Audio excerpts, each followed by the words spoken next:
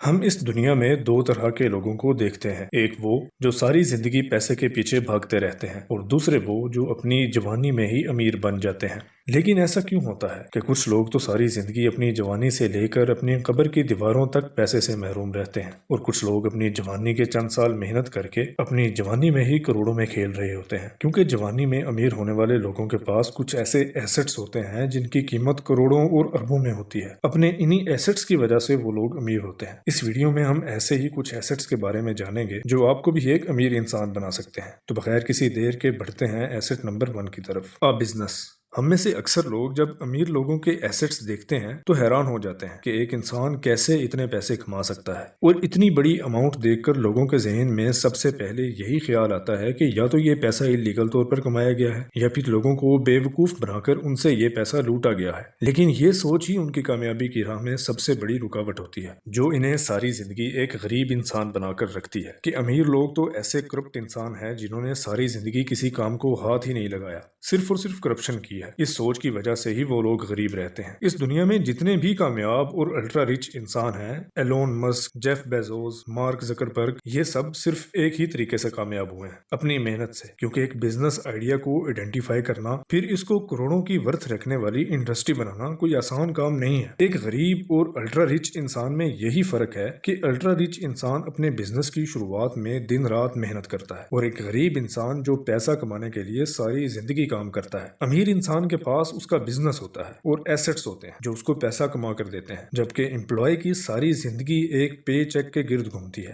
اسی لیے امیر بننے کے لیے آپ کو ایک بزنس شروع کرنا ہوگا جو آپ کے لیے ایک ایسٹ ہوگا۔ Asset number 2، online asset. کیا آپ کو پتا ہے کہ ایک یوٹیوب چینل سٹارٹ کرنے میں کتنا پیسہ لگتا ہے؟ صرف 0.00 روپے، یعنی بالکل فری۔ اور اس کے لیے آپ کو انویسٹ کرنا ہوگا تو صرف اور صرف آپ کا وقت۔ آپ کو سب سے پہلے اپنے انٹرسٹ کی کوئی نہ کوئی چیز متعین کرنی ہوگی جس کے بارے میں آپ کو سب سے زیادہ نالج ہو۔ آپ میں سے بہت سے لوگ کمپیوٹر کے ماہر ہوں گے تو کچھ کوکنگ میں بہتر ہوں گے اور کچھ لوگوں کو ہنسانے میں۔ آپ کی جو بھی اسکل ہو اسے استعمال کیجیے۔ اگر آپ کا کنٹینٹ اچھا ہوگا تو لوگ خود ہی اس کو پسند کریں گے، اور کچھ ہی دنوں میں آپ کا چینل مونیٹائز ہو جائے گا اور آپ کو پیسہ کما کر دینے لگے گا۔ اگر یوٹیوب چینل نہیں تو ایک بلاگ سٹارٹ کر لیں، کوئی سوشل میڈیا کا پیج بنا لیں، کچھ بھی کریں، لیکن آپ کے پاس ایک آن لائن ایسٹ ضرور ہونا چاہیے اگر آپ امیر ہونا چاہتے ہیں تو۔ Asset number 3، commodities. کیا آپ جانتے ہیں کہ ڈالر کی قیمت اوپر نیچے کیوں جاتی رہتی ہے؟ کیونکہ پیپر منی اصل منی نہیں ہے، یہ صرف انسان کا بنایا ہوا کانسیپٹ ہے۔ آج امریکہ سپر پاور ہے تو ڈالر کی ساری دنیا میں قدر ہے، لیکن اگر کل کو کوئی اور ملک امریکہ کو پیچھے چھوڑ کر نئی سپر پاور بن جاتا ہے تو ڈالر کی قیمت ختم ہو جائے گی، اور پھر پوری دنیا میں اس کرنسی کی ویلیو ہوگی جو سپر پاور ہے۔